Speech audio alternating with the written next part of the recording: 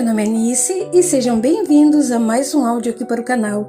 E hoje nós teremos o capítulo 22 e o capítulo 23 do livro De Todo o Meu Ser. Espero que vocês estejam gostando do livro. Também conto com o apoio de cada um de vocês para deixar o seu comentário, um like, um compartilhamento. E se gostou do canal e ainda não é inscrito, eu te convido a se inscrever. Isso me ajuda muito. Então, dados os recados, vamos para o capítulo 22. Quando Nathan chegou à casa no final da tarde, Lilian estava em seu quarto, sentada em frente ao toucador, penteando os cabelos. Olhou para o marido pelo espelho, sorriu e, sem se voltar, cumprimentou. — Olá, querido. Como foi o seu dia? — Bom. Ele pousou o chapéu em cima da poltrona, sentou-se na cama e ficou olhando-a pelo espelho. Ela terminou a maquiagem e tornou a olhar para ele. — Aconteceu alguma coisa? Fitando-a com um ar enigmático, ele respondeu. — Fui promovido. Lilian soltou o vidro do perfume que espargia pelo colo e virou-se abruptamente. — Promovido? Isso é maravilhoso! Nathan se sentia pouco à vontade. Não entendia por que de uma hora para outra recebera tantas e sucessivas promoções. No começo, pensou que fosse um acaso da sorte ou do destino. Agora, porém, não tinha tanta certeza. Os olhares dos antigos companheiros o incomodavam, como se o acusassem de deslealdade e oportunismo. Eles estão com inveja, disse Lilian. Não ligue. Você não precisa mais deles. Mas ele ligava, e as justificativas dela não o convenciam. Conhecia aquela gente desde sua admissão na fábrica, havia quase 15 anos. Sempre foram amigos, até que de uma hora para outra todos passaram a ignorá-lo, e se calavam toda vez que ele se aproximava, como se fosse um traidor ou espião. Revendo seus passos na fábrica, lembrou-se que todos acharam justa sua promoção a chefe de produção. Era um empregado antigo, muito respeitável, e conhecia o serviço como ninguém. Logo depois, quando fora chamado a ocupar o cargo de gerente, a reação foi de desconfiança. Mas ele não era culpado pela morte de Clayton, o gerente anterior, e não podia recusar a promoção. Ninguém recusaria. E agora, passado poucos meses desde a última vez em que fora promovido, o chefe o chamara e lhe oferecera o cargo de diretor de vendas. Trocara-o de setor. Já não trabalharia mais na produção, e sim nas vendas. Seria encarregado de contatar os clientes, oferecer seus produtos, discutir preços e elaborar cláusulas de contratos favoráveis à fábrica. Coisas com as quais Nathan absolutamente não estava familiarizado. A única coisa de que entendia era de produção. A indústria têxtil havia crescido muito nos últimos anos, e Nathan se tornara um especialista em tecelagem. Não compreendia por que tinha que ser desviado para um setor burocrático, para o qual nem se achava preparado. Além do mais, o Sr. Jack White, antigo diretor de vendas, estava no cargo havia muitos anos, e sua aposentadoria fora motivo de estranheza. Ele sempre dissera que gostava do seu trabalho e queria morrer trabalhando. E então, de uma hora para outra, resolvera se aposentar. O pior de tudo era que ele estaria obrigado a constantes viagens. A fábrica do Sr. Brandley era muito grande e próspera, e seus tecidos eram comercializados por todo o país, e até no exterior. Ele lhe dissera que teria que viajar muito, inclusive para a América, onde as vendas começavam a disparar. Nada daquilo o agradou. Não queria se afastar da família e não estava à altura do cargo que lhe ofereciam. Tentou dizer isso ao patrão, mas ele não aceitou suas desculpas. Nem pense nisso, dissera. Você é um homem de confiança. Conhece a fábrica como ninguém. Mas, Sr. Brandley, rebateu Nathan confuso. Tenho família. Não posso me ausentar. E depois não entendo nada de vendas. Isso não é problema. É claro que não vou atirá-lo aos leões sem qualquer defesa. Você vai se preparar adequadamente, aprender a função. Vou lhe mostrar tudo. E em breve você será um excelente diretor. Mas nada demais, Nathan. E depois o salário é excelente. Sei disso e não quero que pense que sou mal agradecido. Mas é que, como disse, a minha família. Que eu saiba, sua esposa é uma mulher jovem e saudável, que inclusive já trabalhou aqui, e seu filho já é um rapazinho. Eles precisam de mim. Precisam. E de dinheiro também. Pense em tudo que poderá lhe proporcionar com o salário que estou lhe oferecendo. Você comprou uma casa nova, não foi? Ele assentiu. E num bairro elegante, não é? Sim, mas está hipotecada. Mais um motivo para aceitar, pois o novo salário lhe assegurará o pagamento da hipoteca. Vamos, homem, deixe de sentimentalismo. É uma proposta irrecusável. E você vai se surpreender com a realidade de que todos podem passar muito bem sem você. Pensando no quanto Lilian ficaria furiosa se ele recusasse o novo cargo, Nathan se deu por vencido. O senhor tem razão. Sua proposta é mesmo irrecusável. Quer dizer então que aceita? Aceito. Excelente, exclamou exultante. E não pense que está me fazendo um favor. Você mereceu esta promoção. Esteja certo de que não vai se arrepender. Já estava arrependido. Agora, fitando a mulher, envolta em rendas e fitas, imaginou se havia mesmo agido corretamente. Ela era ambiciosa e não ligava a mínima para ele ou para o seu filho. Só pensava em roupas e joias que ele vinha comprando com sacrifício. E de uma hora para outra, milagrosamente, tinha condições de satisfazer seus caprichos mais extravagantes. Agora sim, serei uma dama de verdade, comentou ela, sonhadora. Para começar, podemos dar uma festa. Toda a alta sociedade londrina estará presente. Devagar, Lilian. Só fui promovido, não fiquei rico. Como não? Você agora vai ganhar bem. Não é mais um operário, é diretor e está ingressando na elite industrial. Vou ter que viajar, cortou ele. Viajar? Para onde? Não sei. Pelo país e pelo exterior. Um brilho de vitória despontou no rosto de Lilian, e ela sorriu intimamente. Enquanto ele viajava a negócios, ela e Richard estariam livres para se encontrar e, quem sabe, viajar também. Fora uma grande prova de amor. Por que outro motivo Richard teria obrigado Jack White a requerer aposentadoria, sob pena de despedi-lo, mas dar o cargo a Nathan? Por ela. Pensando nisso, sorriu maliciosamente e elogiou com disfarçado fingimento. Ah, Nathan, fico muito feliz por você. Foi merecido. Não está aborrecida por eu ter que viajar? É claro que não. Pensei que sentiria minha falta.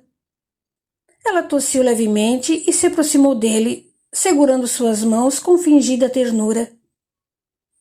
É claro que sentirei a sua falta, mas será um sacrifício que terei que fazer em benefício do seu sucesso. Tem certeza?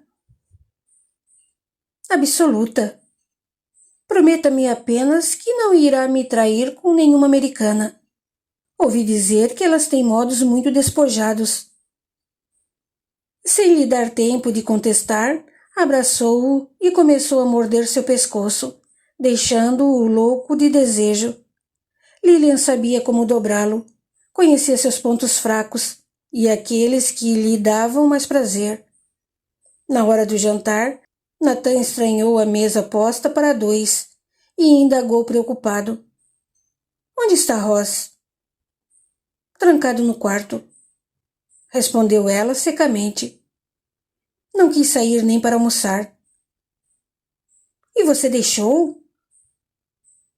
O que queria que fizesse? Que o arrancasse de lá à força e o arrastasse até aqui? Como ele fizesse menção de sair, ela segurou sua mão e falou com voz melíflua. Deixe-o. Ele ainda está chateado por causa da mudança. Depois passa. Rosa é uma criança e precisa se alimentar. Vou mandar Nora levar-lhe algo para comer. Tocou a sineta e a empregada apareceu. Deu-lhe ordens para que fizesse um prato e o levasse ao quarto de Ross. A criada obedeceu e preparou a refeição. Bateu de leve na porta, mas o menino não escutou. Perdido que estava, olhando pela janela, o coração oprimido pela saudade de Mariane. Como ele não atendia, Nora abriu a porta e entrou. O que quer? Indagou ele de má vontade, ao vê-la com a bandeja na mão. Sua mãe mandou trazer-lhe a refeição. Ela não é minha mãe, esbravejou. E leve isso daqui, não estou com fome. A criada pousou a bandeja na mesa e saiu devagarinho. Assim que chegou de volta à sala, Natan indagou ansioso. Ele comeu? Não, senhor. Deixei a bandeja lá, mas ele nem olhou para ela. Natan balançou a cabeça e dispensou-a. Não estava acostumado à presença de estranhos às refeições e queria ficar a sós com Lilian. Não sei o que fazer com Ross, desabafou ele, levando o copo de vinho aos lábios. Ele está ficando rebelde. Influência de Mariane. Aquela menina é uma praga. Ela é prima dele. Ross sente a falta dela. Quanto a isso, não há nada que possamos fazer.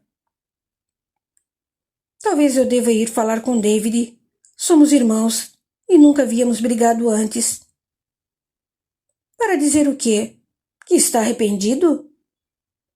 Poderia pedir-lhe desculpas, para começar. Vai se desculpar por ele ter uma filha doida varrida? Não se trata disso. Preocupo-me com meu filho. Mariane e Ross foram criados juntos. A separação está sendo difícil para ambos. Lilian enxugou os lábios com o guardanapo e rebateu friamente. E você pretende reaproximar os dois? Acho que não seria má ideia. Faça isso e transforme nossa casa num hospício. Você está exagerando. Mariane é dócil quando bem tratada. Está querendo dizer que eu a trato mal? Não é isso.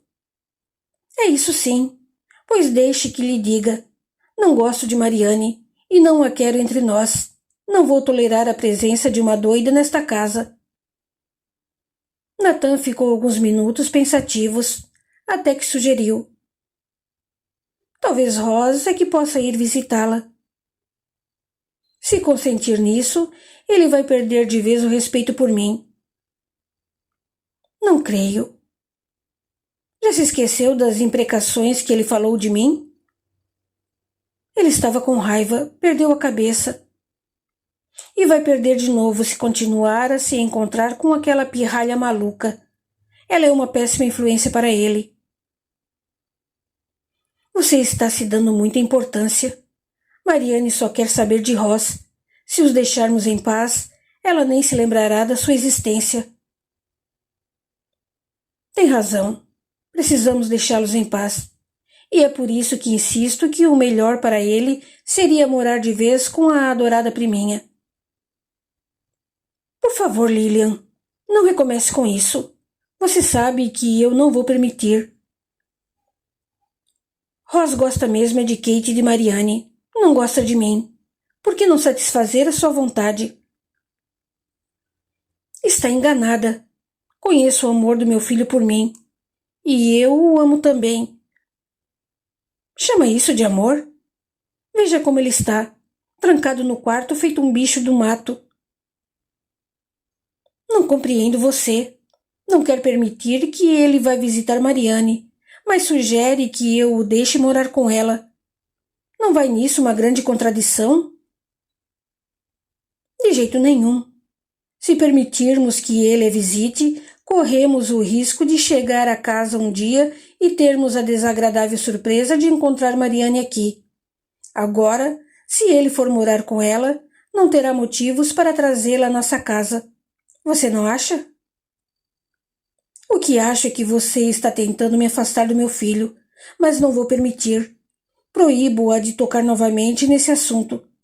Já está decidido. Ross fica comigo e pronto. A discussão tirou o apetite de Nathan, que se levantou aborrecido e saiu para a rua. A pressão de Lillian estava se tornando insuportável. Agora percebia tudo. Como fora idiota. Lillian queria se livrar de Ross a todo custo. Não gostava dele. Talvez não gostasse de ninguém, além de si mesma.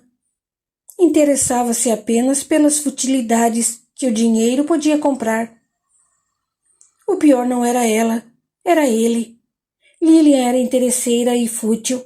Provavelmente sempre fora assim. Kate tentara avisá-lo, no entanto, não lhe dera ouvidos.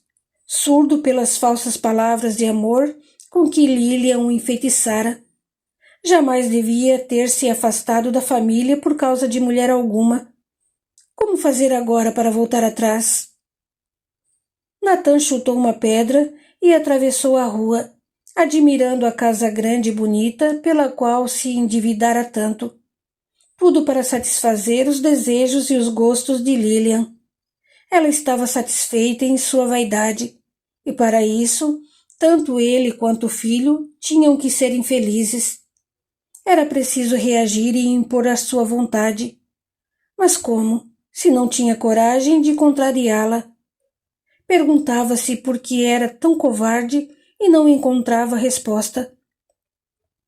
Deu uma última olhada para a casa e soltou um suspiro profundo, descendo a rua a passos lentos. Uma mulher passou ao seu lado e ele se deteve impressionado. Seria mesmo Kate?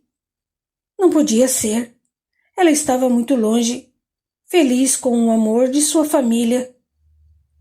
Instintivamente, voltou-se e viu a mulher se afastar, tão diferente e ao mesmo tempo tão semelhante à cunhada. Kate era uma mulher bonita. Será que tinha consciência de sua beleza? Provavelmente não, sufocada pelos afazeres domésticos e os cuidados com os filhos, principalmente com Mariane e seu enorme problema. Como gostaria de, naquele momento, estar ao lado de Kate. Só ela saberia compreendê-lo e confortar o sobrinho, a quem criara como filho. Sim, para Ross, ela sempre fora sua verdadeira mãe. E para ele, o que ela realmente seria? Capítulo 23. Foi na noite imediata ao acesso de loucura de Mariane que Luther deu um ultimato aos espíritos das trevas. Reunidos nas profundezas do astral inferior, ouviam com revolta as imprecações e ordens do espírito, que caminhava de um lado a outro com visível impaciência. Seus incompetentes! Vociferou. Deixei-a aos cuidados de vocês. E o que fizeram? Divertiram-se e aproveitaram bastante, mas nada de trazê-la para cá. Será que é tão difícil assim levar uma louca ao suicídio? Agora chega. Ninguém mais mexe com ela. Cuidarei de Mariane pessoalmente, que era o que deveria ter feito desde o início. Mas Luther, tentou protestar um espírito. Isso não é justo. Você não tem o direito de impedir nossa vingança. E você não tem o direito de impedir a minha. Já não tiveram sua chance? Agora é minha vez, seus inúteis. Um dos espíritos, de rosto cadavérico e olhar assustador, encarou Luther com raiva e disse entre os dentes: E se nós não obedecermos? Vocês é quem sabem, mas depois Não digam que não avisei. Quem é você para nos ameaçar? Vociferou outro. Luther lançou-lhe um olhar sarcástico, acercou-se dele e segurou-o pelo colarinho, cravando as garras em seu pescoço. Eu sou aquele que manda, e que você não gostaria de enfrentar. Rosnou com um ar aterrador. O outro, sentindo o poder de Luther, engoliu em seco e tentou retirar as mãos do seu pescoço. Luther apertou um pouco mais e, em seguida, empurrou-o com violência de encontro à parede. Será que preciso lembrar a todos que eu sou o chefe aqui? Conquistei este posto por mérito, graças a muita dedicação e paciência. Aprendi a me defender e, principalmente, a saber o momento certo de atacar. Quem quiser me contestar vai ter que me enfrentar e provar que é mais forte e mais poderoso do que eu. Alguém quer experimentar? Ninguém se atreveu e Luther prosseguiu. Muito bem, assim está melhor. Por que a defende? Arriscou uma mulher toda rota. Defendo a minha presa e, consequentemente, a mim mesmo e os meus interesses. Por quê? Isso só a mim diz respeito. Você tem contas a acertar com ela. Aventou uma velha desgrenhada, assim como nós. Muito justo. Todavia, como disse, vocês tiveram a sua chance e a desperdiçaram. Achei bonito o seu pequeno discurso de poder. Desdenhou um espírito grandalhão e com cara de mal, que não era dali. Todavia, não me convenceu. Você é um só, e nós somos muitos. O que nos impede de atacá-lo e tomar o seu posto? Bem se vê que você é um estranho nas minhas terras, retrucou Luther com frieza. E é só por isso que não vou destruí-lo. O outro soltou uma gargalhada tenebrosa e, de forma inopinada, avançou em cima de Luther com uma adaga, derrubando-o ao chão e montando-o em cima dele, com a faca encostada em seu pescoço. Quem vai destruir quem agora? Luther não se deixou intimidar. Permitiu que o outro o ameaçasse por alguns instantes, até que, segurando a mão da faca, atirou para longe a criatura que o dominava, sem qualquer esforço. Os outros, impressionados, quedaram-se boquiabertos, incapazes de emitir qualquer som. Como se nada houvesse acontecido, Luther levantou-se, espanou a poeira astral e continuou a falar, alheio ao estado de quase demência em que deixara seu agressor. Lembrem-se de que só estão aqui porque eu consenti. Muitos de vocês já me conhecem e até trabalham para mim. Para aqueles que são novos e nunca ouviram falar de mim, como o nosso amigo ali, apontou sem emoção para o espírito caído. Saibam que toda essa região está sob meu domínio e tenho um exército ao meu dispor. Quem quiser tomar o meu lugar vai ter que lutar por ele, assim como eu lutei para estar aqui. Só que, ao contrário do meu antecessor, não estou enfraquecido pelo deslumbramento de uma dissimulada iluminação. Não acredito no poder da luz. Creio na potência das trevas, na soberania da força e na programação do medo para a conquista e a imposição do poder absoluto. O poder é tudo o que me importa. O episódio era mais do que suficiente para provar a todos a superioridade de Luther. Os espíritos não ousaram mais enfrentá-lo nem com palavras, nem com gestos, e limitaram-se a olhá-lo com um ar resignado. O silêncio era total, até que, por fim, uma mulher levantou um dedo hesitante e, após o consentimento de Luther, perguntou com timidez: Não poderemos fazer nada? Luther fez um ar de mistério e retrucou bem-humorado: Vamos ver. Aqueles de vocês que quiserem me seguir e obedecer poderão me auxiliar, e auxiliando-me, terão novas oportunidades. Você quer nos escravizar? Perguntou perplexo o espírito de rosto cadavérico, procurando ficar fora do alcance de Luther, temendo que lhe acontecesse o mesmo que acontecera ao companheiro atacado. Luther fitou-o com desdém e respondeu entre os dentes: Não gosto de você, animal. Mesmo assim, vou responder a sua pergunta. Não tenho necessidade de escravizar ninguém. Só se tornam meus escravos aqueles que me devem alguma coisa. Disse isso olhando bem fundo nos olhos do outro, que se encolheu assustado. Aos demais, dou a oportunidade de me servirem. Se quiserem, poderão conseguir sua vingança pessoal, desde que executem minhas ordens. Se não quiserem, podem partir e buscar outra vítima. Não queremos outra, protestou alguém. Temos contas a ajustar com Mariane. Pois então, pensem bem. Se quiserem chegar até Mariane, eu sou o caminho. Se não forem a ela através de mim, desistam. Ela se tornou inacessível a vocês. A decisão é sua. Luther nem lhes deu tempo de responder. E agora vão dando fora. Só quero aqui os que me são fiéis. Alguns espíritos, atraídos pelas vibrações de ódio, de vingança, de medo e de desarmonia, mas que não estavam ligados energeticamente a Mariane, foram saindo de fininho, sem dizer nada. Queriam apenas se alimentar daqueles fluidos sem se prender a ninguém. Muitos, contudo, permaneceram, espíritos presos a ela por vidas passadas, e ainda outros ligados a Kate e a David, cujo propósito era atingi-los através da menina, todos em busca de algum tipo de vingança.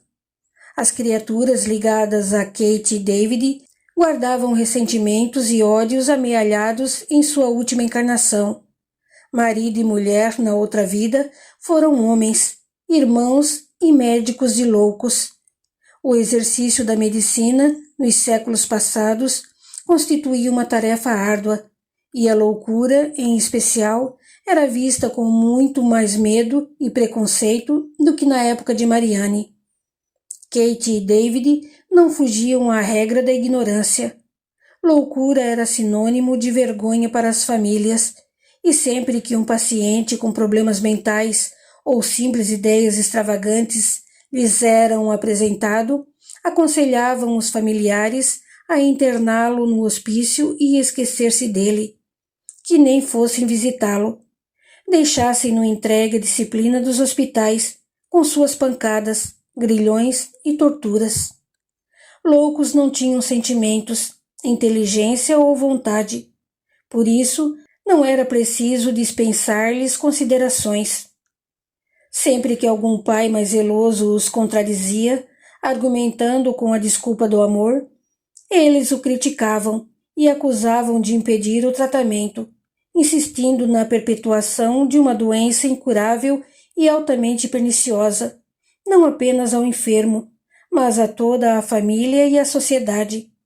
Com o diagnóstico precipitado da loucura, muitos doentes foram atirados aos hospícios e lá esquecidos, levando uma vida de maus tratos, de sujeira, de humilhação e falta de amor. Desencarnados, muitos seguiam com enfermeiros do espaço para serem tratados no astral e recompostos no equilíbrio da mente. Outros, contudo, principalmente os que não eram realmente loucos, encheram-se de tanto ódio que a morte lhes surgiu como oportunidade de vingança.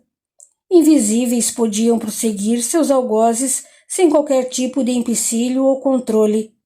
Os médicos estavam à mercê de sua sanha, indefesos ante os ataques obsessivos. Quando Kate e David desencarnaram, viram-se diante de muitos cobradores que exigiam reparação pelos anos de tortura nos hospícios.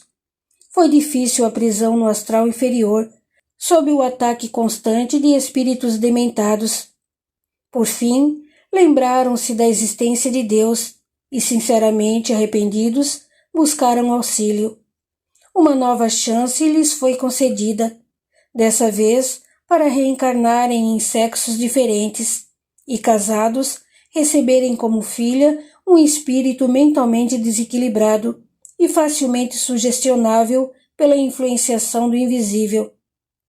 Com um cérebro assim predisposto e impressionável, Mariane retornou ao mundo da matéria, carregando consigo o espinho cerebral que a impediria por toda a vida de raciocinar com clareza e controlar suas emoções, dificultando com isso sua interação com o mundo físico. Logo nos primeiros anos de vida, nada de anormal podia ser notado no comportamento de Mariane. As lesões cerebrais de que era portadora não eram visíveis aos encarnados, já que situadas para além da matéria densa. Tratando-se de uma desordem do veículo mental, incapaz de controlar a dilatação destemperada do emocional, gravitavam mais em torno desses corpos, inacessíveis à razão humana de então. Desorganizadas as emoções, com intensa vibração e alargamento do condutor astral, ficou mais fácil para os espíritos, soltos e à vontade em seu próprio mundo, captarem-lhe a confusão, e aliando tudo isso a uma mediunidade sem controle e sem limites, puderam facilmente aumentar-lhe o distúrbio da mente. Ao final do terceiro ano, Mariane foi se modificando. De um temperamento gracioso e alegre, passou a se tornar desconfiada e arredia, falando e agindo de forma estranha e pouco comum a crianças da sua idade. Não eram raras as vezes em que via seres imaginários ao seu redor, a princípio fadas e duendes, depois pessoas nada amistosas. Elementais e espíritos pouco a pouco foram se tornando recorrentes e indistinguíveis, partes inseparáveis da realidade de Mariane, que não discernia entre o corpóreo e o não corpóreo. Até os 7 anos, sob a proteção de espíritos amigos, conseguiu manter a lucidez, apesar das esquisitices. Após essa idade, iniciada a individualização de seu ser, reuniu condições para enfrentar o próprio destino, seguindo sozinha em sua caminhada terrena. Na verdade, Mariane não estava sozinha de todo. Embora não tivesse qualquer relação pretérita com seus pais, contava com a companhia de Ross, o único que se dispusera a acompanhá-la, movido pelo amor genuíno. Todos os que a ela se haviam ligado em outras vidas não necessitavam passar por aquela experiência, de forma que Mariane foi entregue aos cuidados de pais totalmente estranhos a ela. Foi uma combinação de necessidades entre ela, Kate e David. Se por um lado Mariane precisava vivenciar a loucura, por outro, seus pais tinham que aprender a lidar com a doença de forma amorosa e compreensiva, com uma diferença fundamental. O germe da insanidade estava instalado em Mariane, não em seus pais, que além disso não possuíam nenhum dom mediúnico, extraordinário, além do normal humano. Nem todos os espíritos eram amigos de Mariane. Assim como havia aqueles interessados em seu progresso e na vitória sobre seu passado, outros clamavam por vingança, e não foram poucos os inimigos que Mariane conquistara em suas outras vidas. A exemplo de Luther, muitos outros aguardavam o momento de empreender a cobrança que tanto desejavam, e ela ia lutando, consigo mesma e com seus demônios, para sobreviver em seu universo selvagem. Como seu maior e mais feroz inimigo, Luther conhecia todas essas histórias. Mesmo porque Mariane, um dia, fizera parte de seu séquito. Ele a mantivera presa por muito tempo, porque ela muito lhe devia. Todos os que lhe deviam eram cobrados, e o pagamento era a escravidão, servindo em suas hordas de assassinos astrais. Nota do autor. Abre parênteses. O mundo astral também é o das emoções, e é onde se situa a mediunidade. É acessível pela morte, sonho ou qualquer estado de transe. Como os desencarnados vivem e se locomovem nesse mundo, é muito mais fácil para eles perceberem as vibrações emocionais dos encarnados, visto que estão, eles mesmos, vivenciando intensamente suas próprias emoções. Elementais são seres da natureza que habitam o mundo astral, como duendes, silfos, ondinas e salamandras. Fecha parênteses. Só que Mariane lhe dera um golpe. Às escondidas, sem que ele percebesse ou sequer desconfiasse, conseguira ludibriá-lo e se bandear para o lado inimigo das sombras. Como Lúter se enfurecera ao descobrir que ela o deixara, urrara e se debatera em fúria, mas em vão.